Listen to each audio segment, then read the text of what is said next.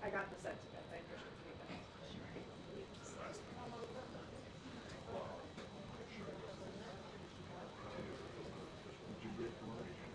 No, you.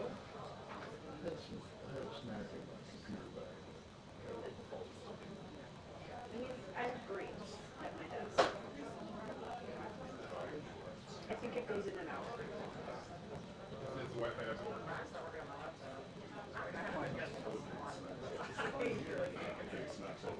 Hello? Hey, I'm seeing the research, just FYI. It is not.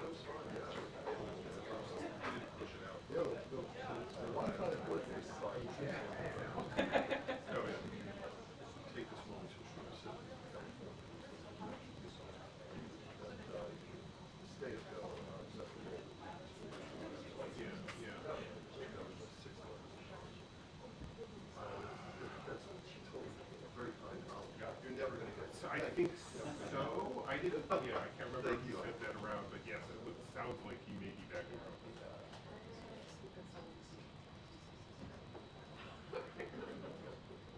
Yeah, no. So what we only go when it's our turn to be in the pool. So I cannot tell you now whether that will. I just don't think we know yet. I can sort of poke around here and just see, but I'm not. Yeah, his face was stricken. We can, yeah, we can use that for sure. Yeah, I mean, I would check with him to see what his availability is kind of ahead of time.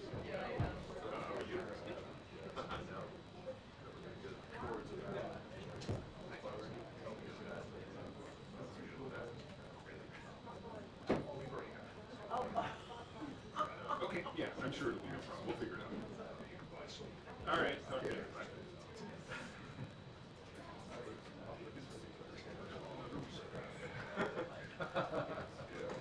Sorry, he's got a wedding to go to. Yeah. Okay. Did I say that out loud? Yeah. Just making sure. Right. That's basically exactly what he said. I'm like, well, we go when it's our turn to go, David, which is Of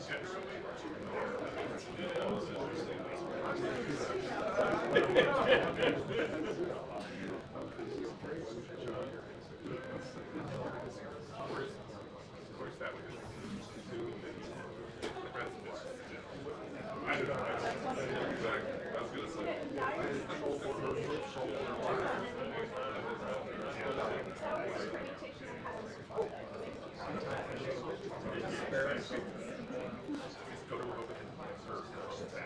There was actually some, my wife told me she was getting masters in classes in ancient civilizations, whatever. There's apparently some Roman, like emperor or whatever, at one point who like was really, really like despised, and he left the home and went to vacation on some like island off the coast of Italy. Never showed back up again. He just stayed there for the rest of his life. Never.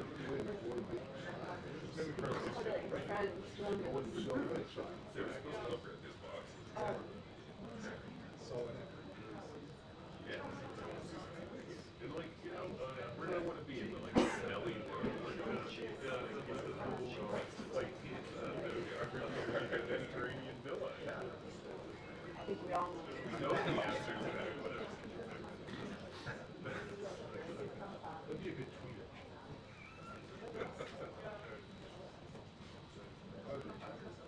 Oh, sure.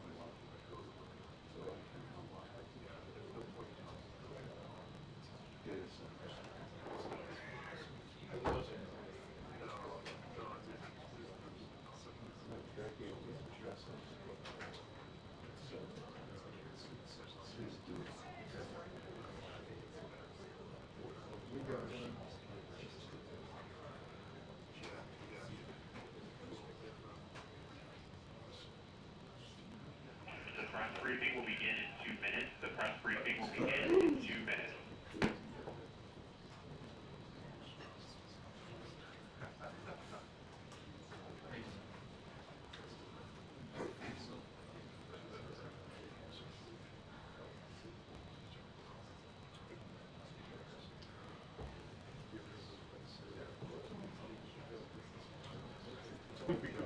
She looks like she's marching down the yellow brick road.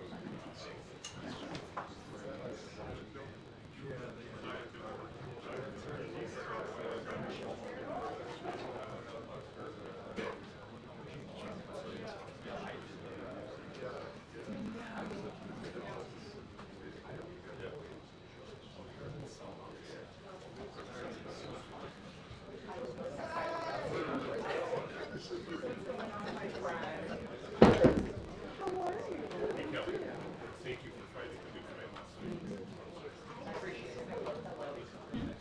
We have more of those. Yes. You think? Yeah. How are you? I'm never here all day.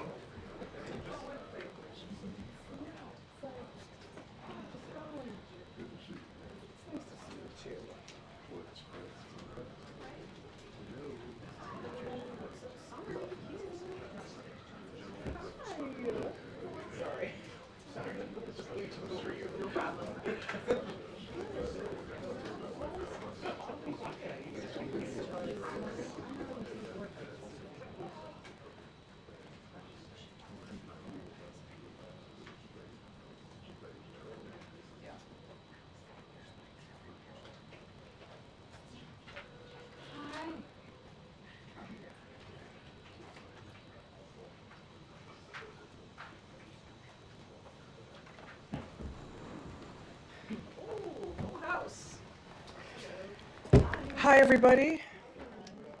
Good afternoon. Steve, you're such a ladies' man. He knows. That's great. Okay, it's good to see everybody. Welcome back. I have a couple things at the top. I know it's been a while since we've done this, so please bear with me.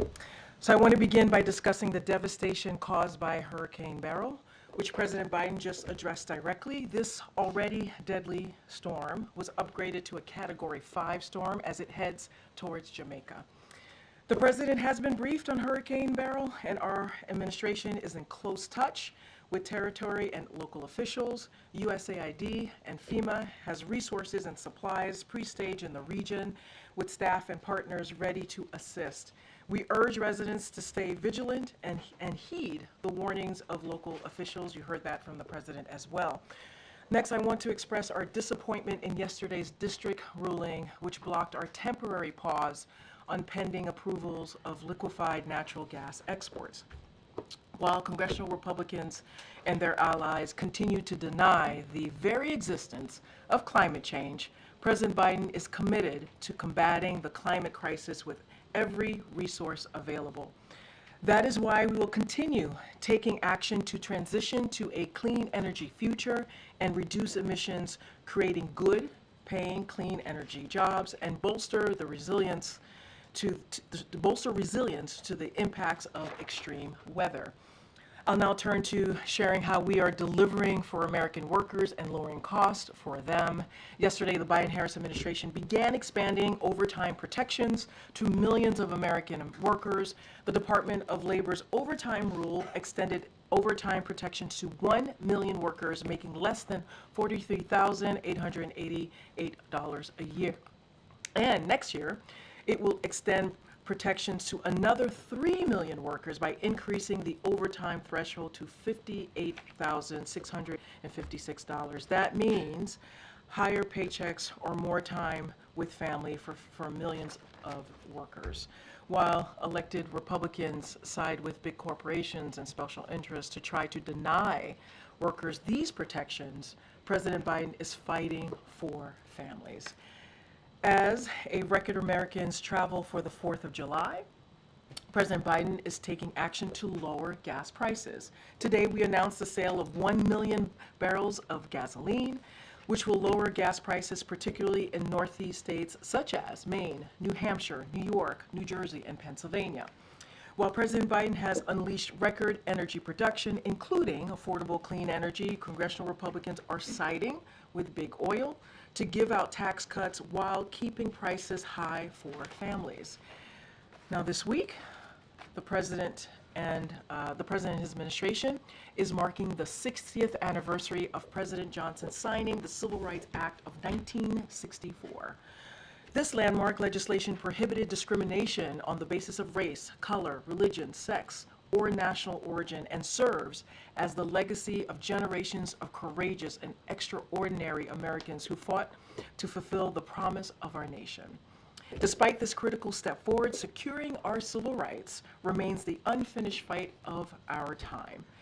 That's why President Biden is fighting actively to protect the civil rights of every American. He signed a landmark executive order to protect voting rights and continues to urge Congress to pass the John R. Lewis Voting Rights Advancement Act and Freedom to Vote Act.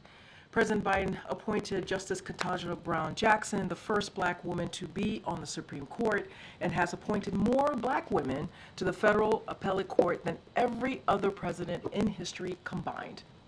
He's also creating opportunities for every American to thrive, investing historic amounts into HBCUs, and changing our country's failed approach to marijuana, which disproportionately impacts communities of color. You'll continue to hear more from this administration to mark this major anniversary. And finally, thank you for your patience. And finally, we have a few scheduled updates, so wanted to share the following with all of you. This week, the president will speak with Hill leaders and Democratic governors. He will travel to Wisconsin on Friday. He will conduct a sit-down interview with George Stephanopoulos from ABC News while on the campaign trail. He will travel to Philadelphia on Sunday. And next week, I know you guys are going to be really excited about this, he will host a press conference during NATO. This is in addition to the previously announced events this week, and I will be happy to take your questions. All right, Colleen, go for it. Thanks, Karine. So there are growing calls from Democrats, including members of Congress, for the president to step aside for the 2024 election because he's not capable of serving another 4 years. What is his response to this? So let me just step back for a minute and I guess deal with the questions that have come in about the debate. And honestly, this is something that the president has addressed himself multiple times since this past Thursday. And first of all, I want to say we understand the concerns. We get it. The president did not have a great night. As you all know, and many of you reached out during the debate, the president had a cold. He had a hoarse voice. You all heard it. That's why you reached out. But I will say this, and the president said this over the past couple of days, certainly right after the debate. He knows how to do the job. And he knows how to do the job, not because he says it, because his record proves it. Because for 3.5 years, almost 4 years, the president's record has been unprecedented, delivering for the American people. Another thing that he said that I would add is he knows right from wrong, he knows how to tell the truth, and again, he knows how to deliver for the American people. Joe Biden is a person, take away his title, he is someone who has dealt with tragedy. He is someone who has confronted that head on. He is someone who knows how to get back up once you've been knocked down. That is something that he understands very, very well. And I think, and we believe, that's something that many of Americans across the country understand as well. And he knows how to come back. He knows how to come back. And so the president's going to continue to focus on what he's been doing the past 3.5 years. He's going to continue to focus on the American people. And, you know, to your question, just to add a little bit more to your question, look, you heard from Speaker Pelosi, you heard from Representative Clyburn, and let me just paraphrase a little bit of what they said. Speaker Pelosi, who's very close to the president, said it is not about performance in terms of a debate, it's about performance in a presidency. And this is a president, you've heard me say this, we've talked about this, he's been able to give us an economic recovery, the strongest economic recovery in modern history. Let's not forget, during the midterms of 2022, many people, many of you all, some of you in this room, said that it was going to be a red wave, and that didn't happen. He defeated Big Pharma. We have seen historic low in crime in more than down to 50-year low. And then you had Representative Clyburn, who said the president has done a great job leading for the last 3.5 years. The best predictor of future behavior is past performance. This is from Clyburn. And when you look at the record of President Biden versus former President Trump, you see President Biden, who has delivered the strongest recovery in modern history, versus the previous administration, whose plans hurts the middle class. And President Biden, who is committed to protecting our fundamental freedoms, versus the former president, the previous administration, doing everything that they could and they did to overturn Roe v. Wade, and they are responsible for that. And that's coming from two people who are not just leaders in Congress, but also close to the president. I think part of the problem that Democrats are articulating is that it wasn't just that he had a cold, but rather he had, answers. He was trailing off. He didn't answer some questions in a sort of fulsome way. And speaking of Nancy Pelosi, one of the things that she recently said was that it was a legitimate question whether his performance was an episode or a condition. So I guess I wondered if there's been any consideration given to releasing a more robust set of medical records or something to show his mental acuity. So I will say this, look, and again, I get the question. It is a fair question to ask. We are not taking that away, and that's why the president certainly has spoken to this. As it relates to his medical records, we have been transparent. We have released thorough reports from his medical team every year since he's been in office. That is something that we have been pretty consistent about. As it relates to, something like a cognitive test, to the question that you're asking me about what the speaker, former speaker said, obviously she can speak for herself. His team, who has said, the medical team said it is not warranted in this case. We have put forward a thorough, transparent annual report on his health. So they have said that is not warranted. It is not necessary. Again, we understand. We understand. We're not taking away from what you all saw or what the American people saw. We understand. It was a bad night. It is not uncommon for incumbents to have a bad night on their first debate. And we are going to continue to do the work that we have been doing on behalf of the American people. I think the president's record certainly speaks for itself. Thank you, Karine. You just reminded us that President Biden had a cold on Thursday. What medications was he taking in the days or hours leading up to the debate? And I know that question has come in a couple of times to us. He was not taking any cold medication. Was he taking any medication that would have interfered with his He was not taking any cold medication. That is what I can speak to. I've asked his doctor, and that's what he stated to us. After the debate, did the president get examined by a doctor, or did he get a neurological scan? A neurological scan? Look, what I can say is that, just to take a step back, it was a bad night. We understand that it was a bad night. And the president has spoken to this. And he understands that.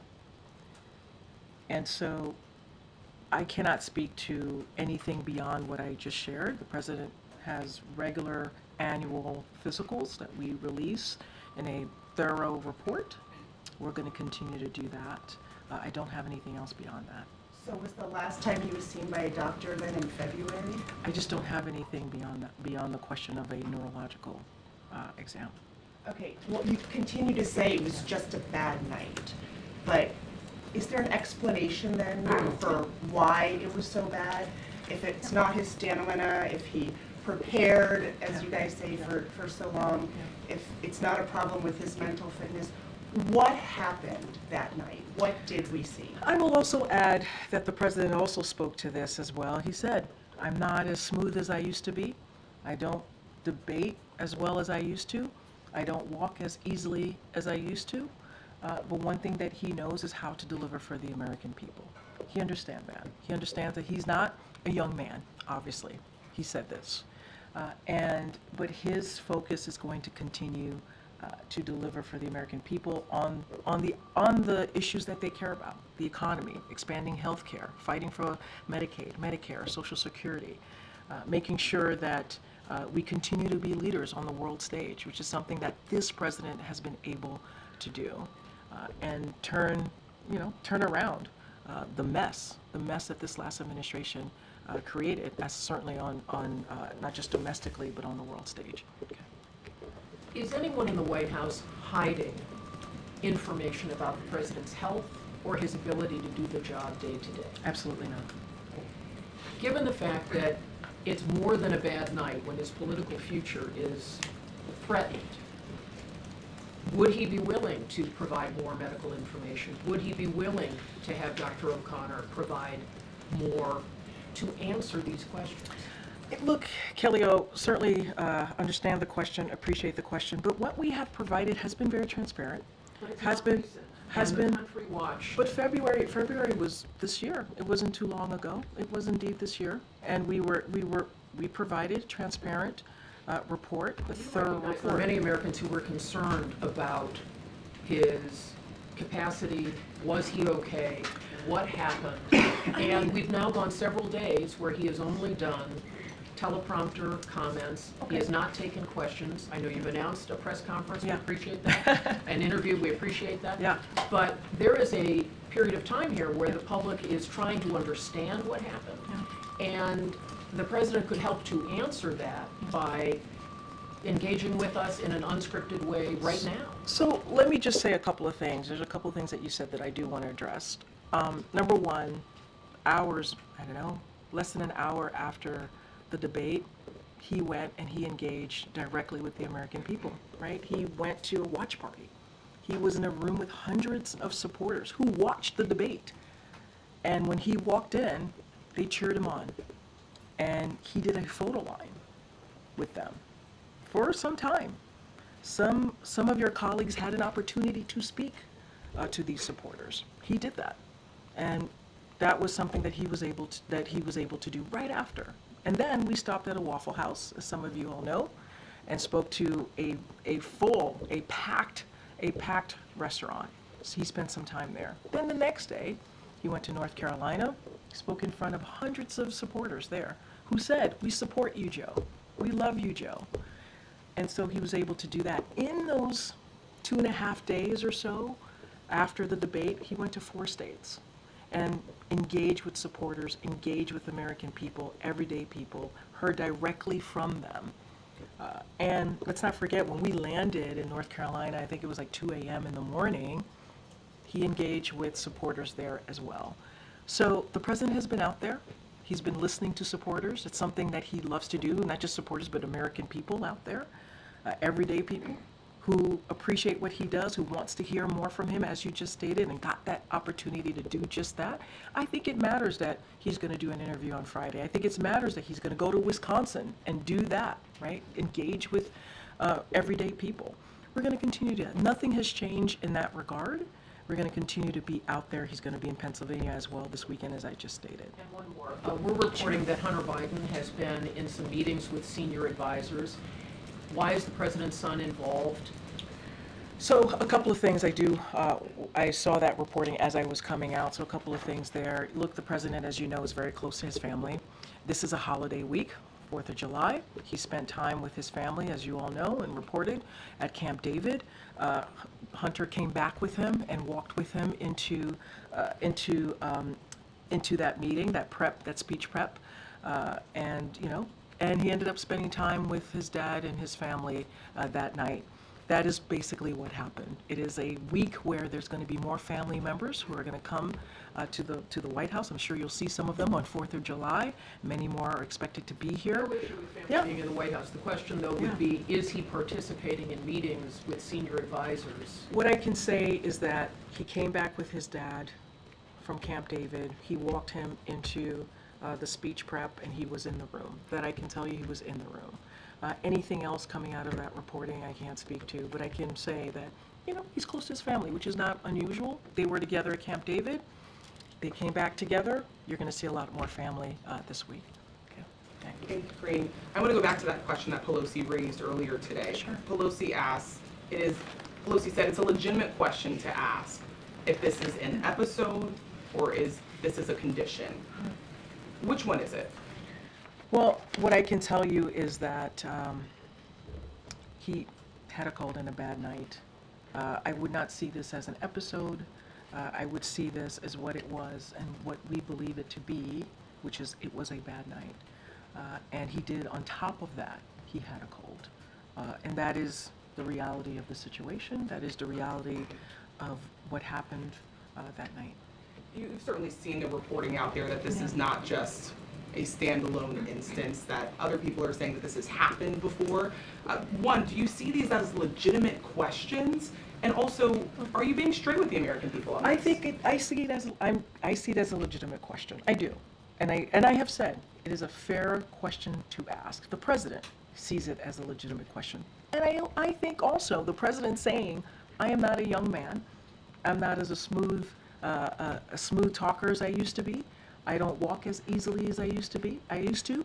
I don't debate as well as I used to. I mean, the president is admitting and saying, and this is not the first time, right? He's talked about his age, he's joked about his age many times before. And so you heard that directly from, and we are acknowledging what people are seeing. But we do believe this was in this instance, it was a bad night. Is he disabled? One more. Is the president No, disabled? no, and let me finish with your colleague, please. And I know, but shouting out, come on, you know better, come on. Just one final question. Immediately after the debate, we started to hear the concern from Democrats on Capitol Hill, calling it just flat out a disaster.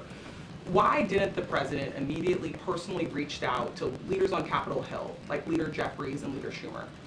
Look, I can say this, right after the debate, we were on a 2.5-day swing, 4 states. The president was out there hearing directly from the American people, engaging directly from the American people. Obviously, he respects the Democratic leadership.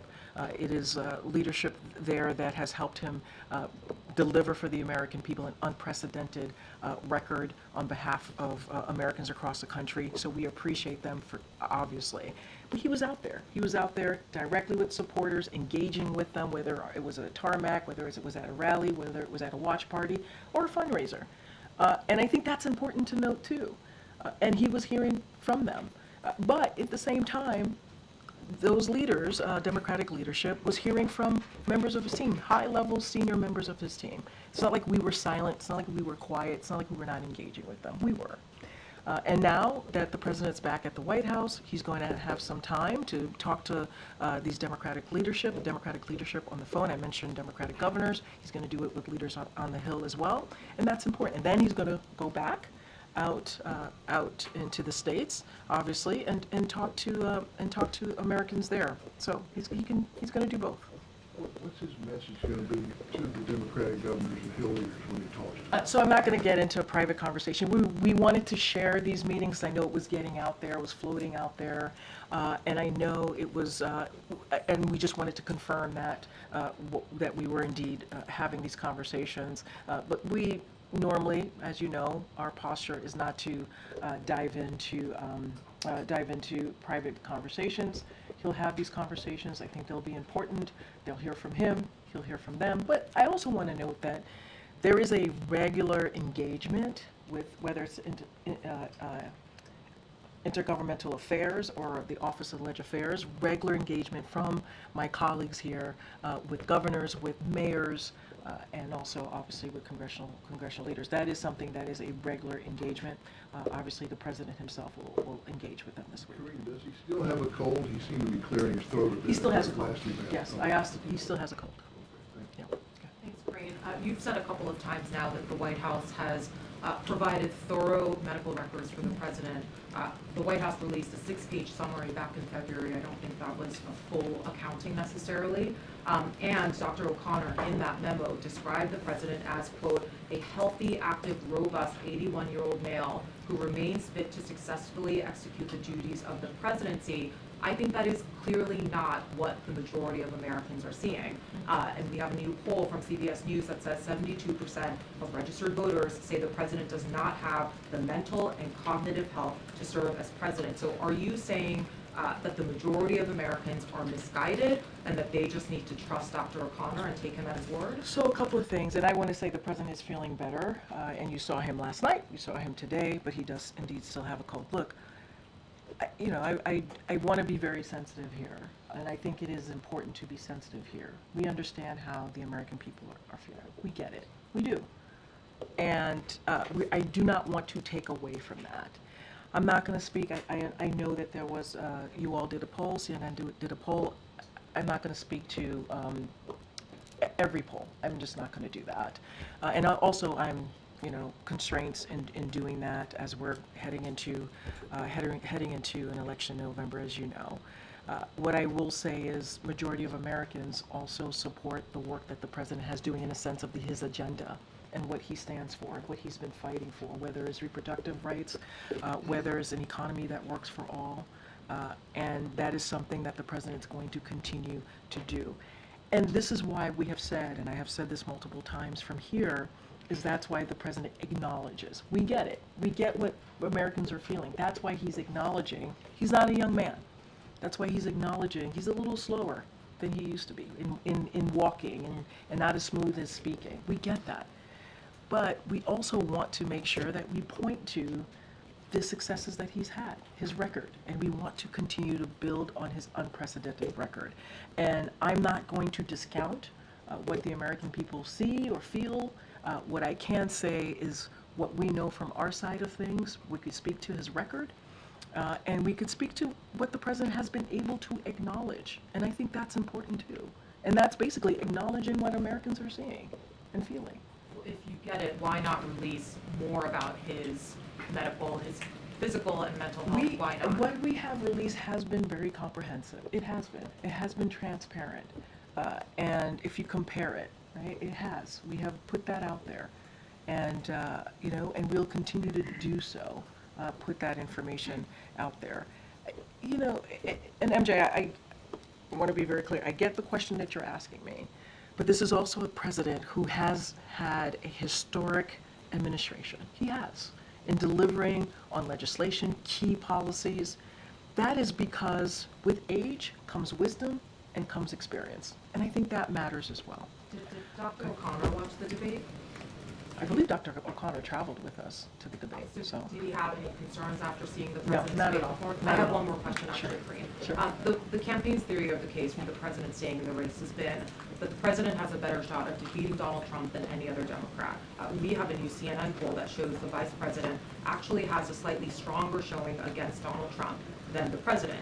So how does the president explain not passing the baton to his own 59-year-old vice president given that kind of data? So look, as you know, I'm constrained to speaking directly to your poll, and I get it, and I hear the question. I got to be mindful. That is something for the campaign, as you started saying, what the campaign has laid out, their argument of the case. That is something for them to take up, and that is something for them to answer. What I can speak to is the president's record, what I can speak to, what he's been able to accomplish, and the things that he's been able to do and get done is actually in line with majority of Americans, and I think that's important too, to note.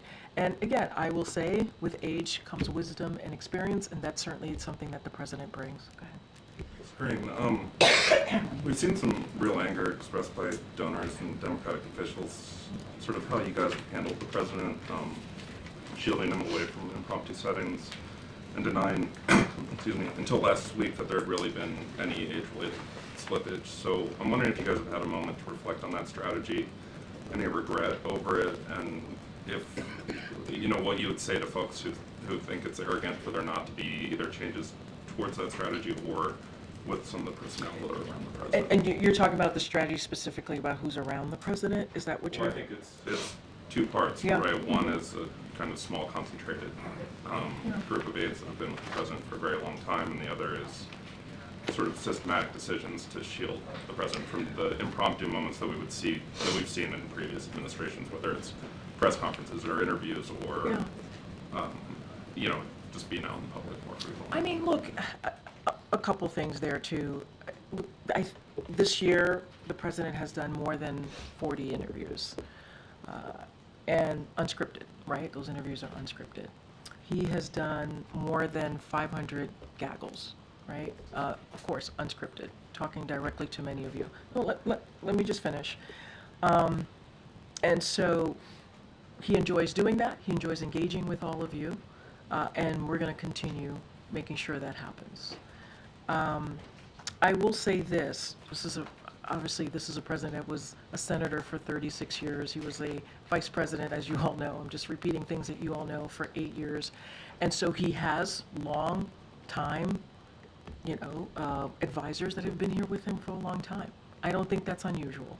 He also has people who are new to the administration that also advise him. Look, I've been in meetings with the president where it's been a diverse group of people, and he sees us and he knows the reason why we're sitting in front of him is that we have something to share, and he wants to hear from all of us. I've heard him say, "Hey, what do you think? What do you think?" And so my experience has been that world is indeed open. And that he does get to hear from a diverse group of people. That has been my experience. But it is not unusual for someone who has been around for that long of time to have a group of people that's been around him for a minute, right? And I think that makes sense. There's nothing about that is nonsensical. That actually makes sense.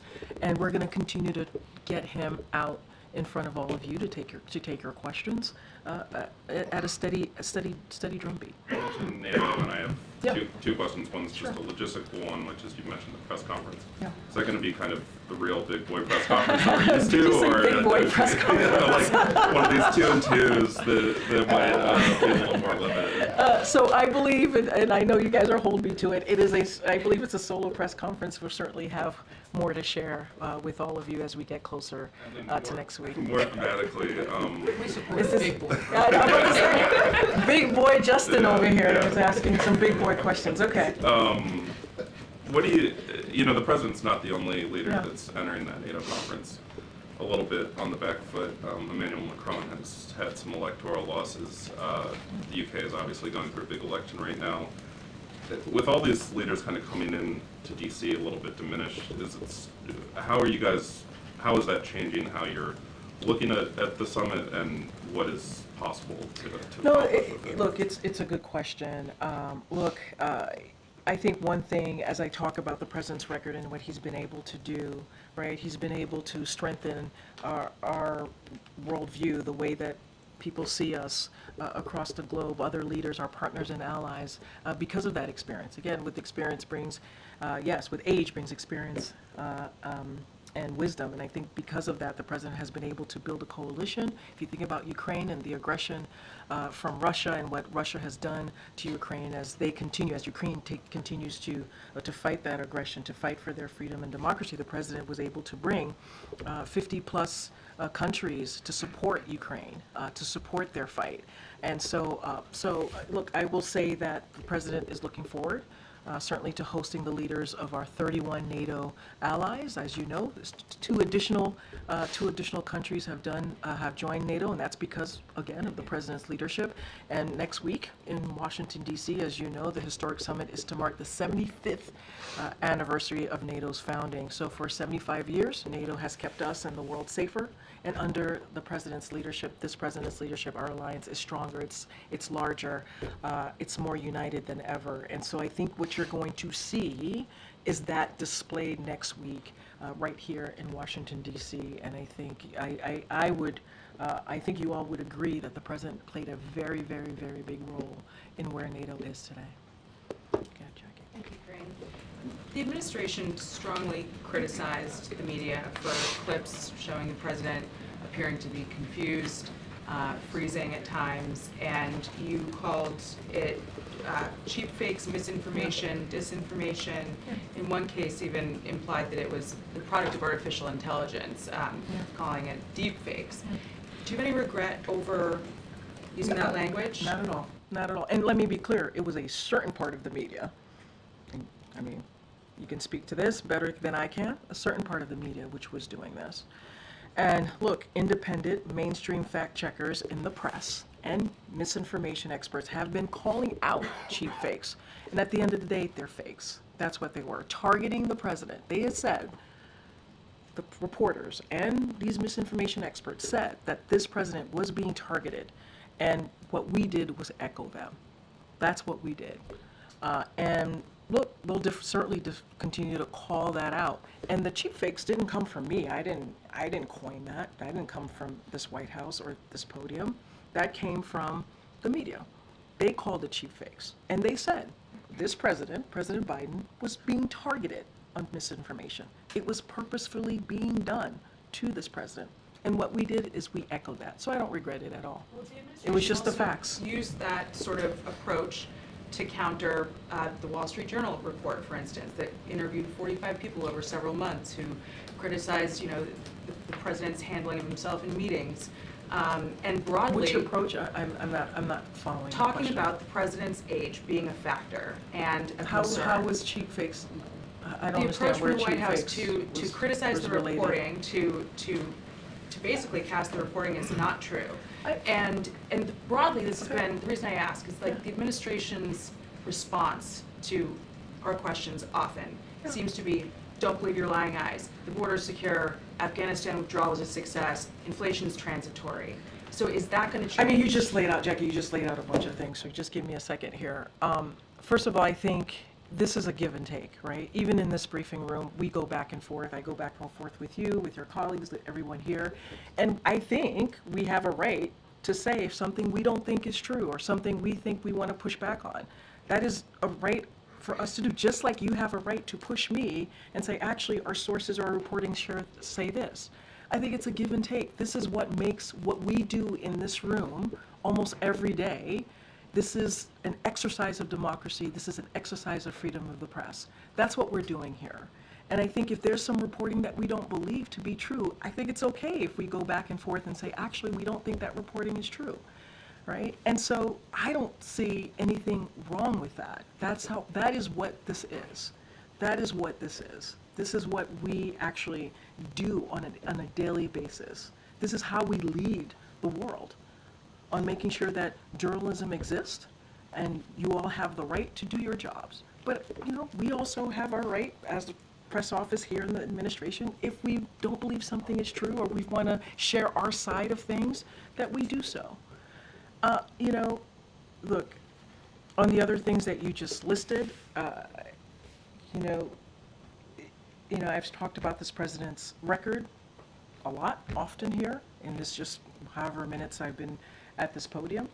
And look, when it comes to the economy, the data shows it. When it comes to healthcare, the data shows it. Afghanistan, obviously, it is an important conversation to have, and that is something that the president wanted to do and end a war, and a forever war. He wanted to make sure that we stop putting our young women and men in harm's way. And that is a difficult decision to make. It is not an easy decision to make. But he's the president and commander-in-chief, and he wanted to make sure that we got our armed troops out of harm's way. And so I honor and respect our back and forth, and it is always an honor and privilege for me to do this job, and I will continue to do that. Go ahead. Thank you, Karine. No, Michael. Okay. Oh. Mike, go ahead, Michael. Oh, I got you. Yeah, I have two big boy questions. Medium, I don't know, whatever.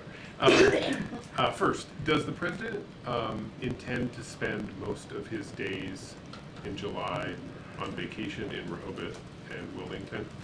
We certainly will have more to share on what his schedule is going to look like for the rest of the month. I don't have anything to share at this time. I can assure you the president will be out and about talking directly to the American people. I just laid out the next couple of days. I don't have anything to share beyond beyond NATO, right? As you know, there's going to be the NATO summit next week, so I don't have anything to share beyond that. But the president will be out there talking directly to the American people. I have to be mindful. Obviously, we're in campaign season. The campaign could speak more to what his schedule is going to look like specifically. Okay. And then the second question, we just posted a story, which probably I'm not sure you've seen because we just posted it in the middle of the briefing, but in which many people that we've talked to describe an accelerating series of episodes, moments when, over the course of the last several weeks, the president appeared confused or listless or would lose the thread of a conversation in private meetings at the G7, in Normandy, at the White House. Not all the time, not saying that that's the way he is all the time, and that there's clearly moments people say that he's forceful and with it and all of that. But these people suggest that that what happened, what Americans saw at the debate, has a precursor. What do you say to that? So I want to be mindful in respect to reporting. I have not read it, I have not seen it, so it's hard for me to respond to it directly. But what I can speak to more broadly is that I have engagement with the president pretty regularly. What I see is a strong, resolute president who's always willing and able to work on behalf of the American people. I do not know who these folks are that you speak of, so it's hard for me to talk about that and to speak to that. I can just speak to my experience and go back again on the president's record and what he's been able to deliver on behalf of the American people. So I just do want to be and mindful. I guess just one follow-up Sure. is, 50 million plus Americans saw the debate last Thursday. They get a very different story from you. You just described a very different sounding president. Obviously, other administration officials described him very differently than what people saw. How do you reconcile those two versions of a president, one who appeared the way they did to millions of people, and the other who appears always to be, sort of very forceful and not have any of those? I mean, look, the president spoke to this. You heard me speak to this. We believe, and others have said this, not just me, other folks who have been on networks and also obviously has spoken to all of you, it was a 90-minute debate. It was a bad night. That's what we believe it to be. We're not taking away what people saw. We're just not. That is, want to be very clear about that. We want to also make sure people understand that the president realizes. I keep saying this over and over again. He said he's not as young as he used to be, and he has addressed this over and over and over again. But you saw him last night, right? You saw him last night. You saw him at the rally. You saw him at the watch parties. There's been many instances. State of the Union. You saw him take on Republicans by himself, and what was happening back and forth in the State of the Union. There has been also many instances where the president has really showed his strength and resolute that all of you have seen and commented about it. And so I think we cannot forget that as well. And we also heard from President Obama, who himself has said his first debate wasn't great. He talked about that. And most incumbents, their first debates aren't great. And so, look, we're going to continue to build on the unprecedented record by continuing to fight for the American people. That is our commitment, and that's what we're going to continue to do. Thank you. Thanks, Michael. Go ahead. Thanks, Karine. I have two questions. To follow up on that, you talked about how you've spent time with the president.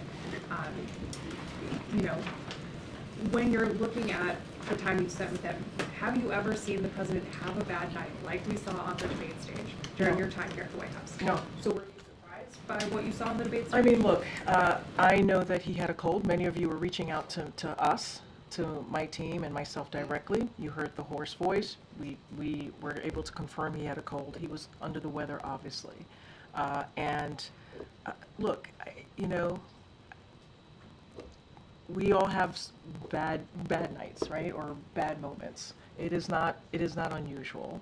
I just said there have been incumbents, most incumbents, for their first debate. It doesn't go well. So it's not also unusual in that regard as well. So, look, we're going to move forward.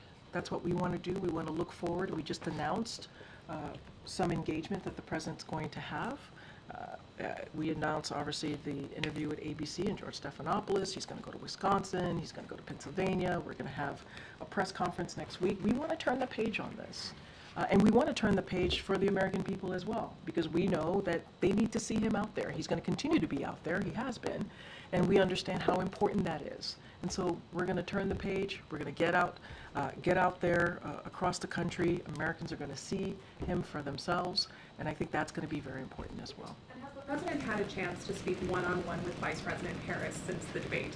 I can't speak to any conversations that they've had, and so I'll just leave it at that. I don't have any readout of a conversation between the two of them. Thanks, Karine. So I've spoken to a lot of donors since the debate, and they want to know what exactly happened that night.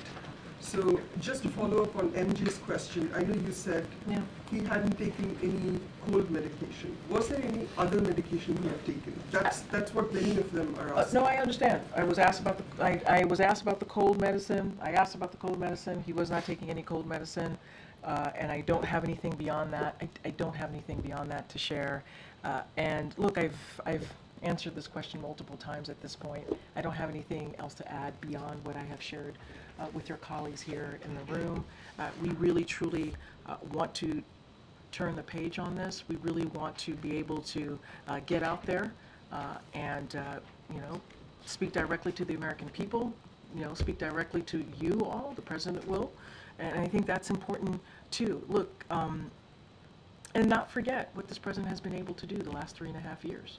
How he's been able to deliver. And there is a stark contrast in what this President has done and what Republicans in Congress are doing, right? He's trying to protect our rights as president. He's trying to protect our freedoms. He's trying to protect really important programs that matter to the American people. He wants to protect women's rights, Roe v. Wade. He wants to continue to build an economy that works for all. That's what we're going to focus on. And that's what Americans are going to hear, continue to hear from this president.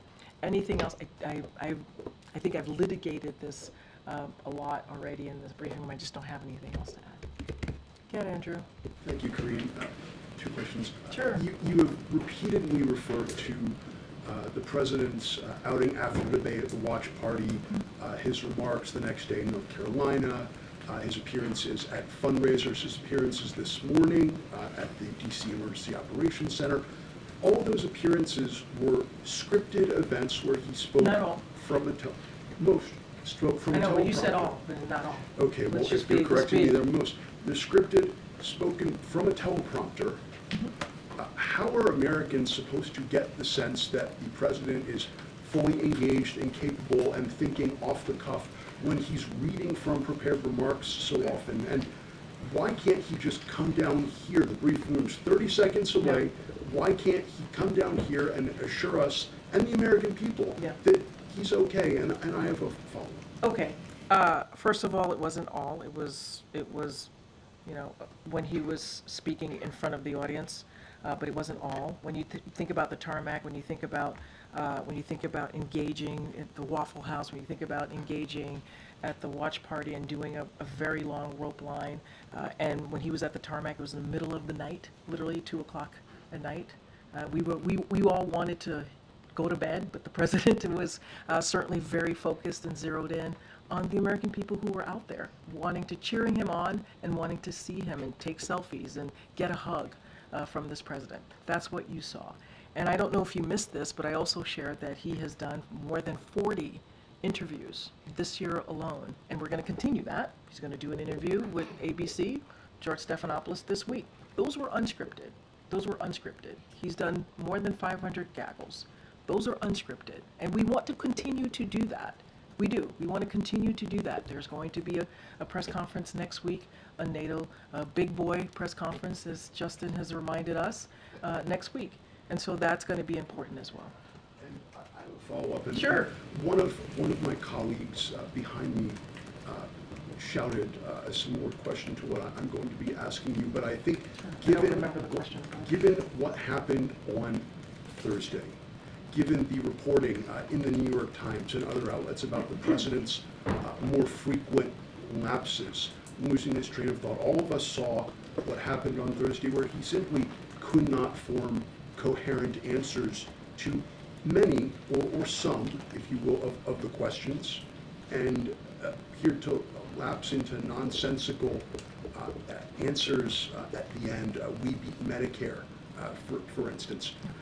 I'm going to ask something delicate, and you may not like it. The president may not like to hear it if he's watching, but I think the American people need to get a yes or no answer on this. Does President Biden, at 81 years old, have Alzheimer's, any form of dementia, or degenerative illness that would cause these sorts of lapses? And it's a yes or no question. And if you don't know? Why don't you, as one of his senior staff members, know? I have an answer for you. Are you ready for it? Yes. It's a no. And I hope you're asking the other guy the same exact question. Okay, go ahead, go ahead. The statement that Congressman Doug had put out. Yeah. Does the president feel like members, the Democratic congressmen should be able to speak their minds on this? Or does he think, calling for him to withdraw is hurting the party writ large? I mean, look, this is, that's something about the Democratic Party that we really respect. It is a big tent party. Many people are going to have their opinions. We are going to have our disagreements, and that is what is important. And we really respect other people's opinions and thoughts. I think that's what makes, this party different, right, than the other side. Certainly, we see that with how it's playing out in Congress, or how it tends to play out in Congress. So the congressman is going to have his opinion. He's going to have his thoughts. That's for him to speak to. We are not, this is not a president that's about his personal politics. That is not this president is all about. He doesn't care only about himself. That is not what this president is all about. And I also read out some supportive statements that we've heard from leaders of Congress. Former Speaker Pelosi, I read out what she laid out. I read out what Congressman Clyburn has said. And I think that matters as well. And you all have heard from multiple supporters over the past couple of days since Thursday. And I think that's important as well. And just to be clear, the president has not spoken to either Senator Schumer or Leader Jeffries? What I can say is that the president plans to speak to them this week. I don't have anything beyond. The reason though it's been 5 days. Well, I hear you. I addressed this moments ago. The president was on the road for 2.5 days, did 4 states. His advisors, his high-level White House officials were talking to congressional members, as some of you have reported over the past couple of days. I think that's important. They have regularly engaged, not just with congressional members, with governors, with mayors. And then there's the campaign that does it on a political level, right? They've had regular calls. I think some of you have reported on that as well. Now this week, the president is going to take some time and talk to those congressional members. And as I stated, also to Democratic governors tomorrow. Okay. You mentioned that sometimes that candidates have a bad first debate. There's been a lot of discussion going around, and of course no decision yet, but that maybe there isn't a second debate. So I want to be super careful. That's something for the campaign to respond to, but I do believe they did respond to this, and I do believe they have responded to this, and they said that there's going to be another debate, but that's something for them to speak to. And I will just quote what President Obama stressed, right? Bad debate nights happen. Trust me, I know. And then he praised President Biden's leadership and his agenda of fighting for the middle class, our freedoms, and the rule of law. And you heard the president speak to the rule of law just last night. And so certainly that will continue. But you've heard from a former president about this particular issue. Go ahead, Michael. Thanks, Karine. Obama was 51 during that. I kind of knew you would say that. Debate. I knew you would say that. But he's not the only one. He's not. It has happened in the past. First debates for incumbents, and sometimes it's not their best. I know you've said a couple times that you want to turn the page. Yeah. The issue, I think, the core issue here is that you can't turn the page on age. Yeah. Aging decline is a one-way street. Well, So right. At the end of the day, Right. if these are the questions you're getting now, what are the questions you're going to be getting in 2 years or 3 years? I have thoughts about 2 years, 3 years from now. But look, How can you or anyone say that you have confidence that he can be in this job at that time? Look, here's what I would say to that. We are not turning the page on age. That's not what we're doing. We understand. We get that, right? The president said, "I am not a young man." He said that. We get that. We understand how the American people feel. What we want to continue to do is deliver for the American people.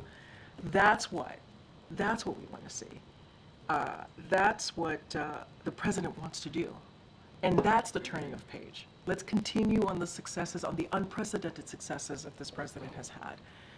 And on issues that majority of Americans care about, healthcare, economy, those are things that they care about. Democracy, freedom, fighting for the rights for women to make decisions on their bodies. That's what the president wants to continue to that's the turning of the page, but we get it. I'm not taking away from that. I don't want to do that. That is not, I do not want to walk off this podium and that's what you all think. We're not doing that. And the president doesn't want you all to do that. But he can do the job. He can. The question about what gives you confidence about 2 years from now, or 3 years from now, or 5 years? We believe that this is a president that is able to continue to deliver and build on the unprecedented success that he's been able to do. That's what we believe. We believe, and he believes it. And he is determined and committed to doing that. And Michael, and I think the thing too that's important is we have been able to do things that most modern presidents haven't been able to do, and that matters as well. I know you guys are trying to get me to look into the future, but what I can say to you is this is a president that is committed to doing that. I'm not sure anybody doubts that commitment. Yeah. I think the question is, given the performance, and I apologize. No, Michael's like, no, you take it. I mean, I just think the question, it's about, it's the way we look at our elderly parents and grandparents. It's, you maybe visit them once a year and you see troubling signs because you don't live in the same city perhaps, and the first question that you go to is, I wonder if this is like a one-time thing, or if it's something that has been happening for a longer time that we need to deal with. And the second question is, you're going multiple times here. Where are they going to be in a year? Where are they going to be in 2 years? Yeah. Do we need to put them in a home? All of the questions that go through that, and this is sort of the American people's version of that. I hear, and I hear you, and that's what I'm saying. Look, this is why the president goes through, medical examinations, right? And we release those medical examinations, right? We've done that the past couple of years. We're going to continue to do that. This is why we're going to go out there and continue to be out there and do interviews and talk to the American people. And at the end of the day, I got to be careful, right? Because we are in a campaign season. But the American people will see for themselves, right? And I just want to be super, super careful. But look, this is a president that has worked incredibly hard for the American people. And he, not just as president, as vice president, as a senator. And he is committed. And we cannot take away from the fact of his 3.5 years of leadership, what that has been able to do, what he's been able to get done. And that doesn't come from, that doesn't come easily. And he did it in historic fashion. He did. And the data proves that. And so, look, he's committed to continuing to make that progress, continue to work, whether it's climate change, whether it's the economy, whether it's healthcare. That is what he is committed to doing. And, he had a bad night. He did. And we are admitting that, owning up to that. You heard the president speak to that, and I think that's important for the American people to hear from us and from him as well. I know I have to go. I'll be back tomorrow, but go ahead. Thanks, Karine. I just wanted to go back to the Representative Doggett's statement. Yeah. Part of his statement, he said that Biden staying in the race could kind of work against helping to save democracy. So I know you said it was a big tent party, people have their opinions, but how do you corral Democrats when there are members of the party who believe that about the president staying in the race? And do you have a response to that specifically? Yeah, look, this is a president. He jumped into this election. This I can talk about, obviously, in 2020, and I remind you all that he beat the other guy in 2020. He won in 2020. That's why he's president. But he jumped in because of democracy, right? He jumped in because of what was happening, because he believed he needed to do everything that he can to protect our democracy and now protect our freedoms because of what happened with Roe v. Wade. Obviously, we don't agree with that. What we believe is that this is a president that has had, that is going to continue to fight for democracy, and that's going to continue to focus on making sure that, we get Roe v. Wade into law. Right? Make sure that IVF is not taken away from families. Make sure that contraception is not taken away from families. Make sure that we fight for our voting rights. Right? There are so many things that we need to continue to fight for. And at the end of the day, this is a president that has delivered working closely with Congress and doing some of these things in a bipartisan way. And I think the reason why that he's been able to get some of these legislation done, whether it's the CHIPS and Science Act, the Veterans Act, the bipartisan infrastructure legislation, is because of who he is and because of how he has that experience to work across the aisle. That doesn't happen with everybody, and this president has been able to do that. So we're going to continue to do that work. Guys, I'll see you tomorrow. All right, thanks, everybody.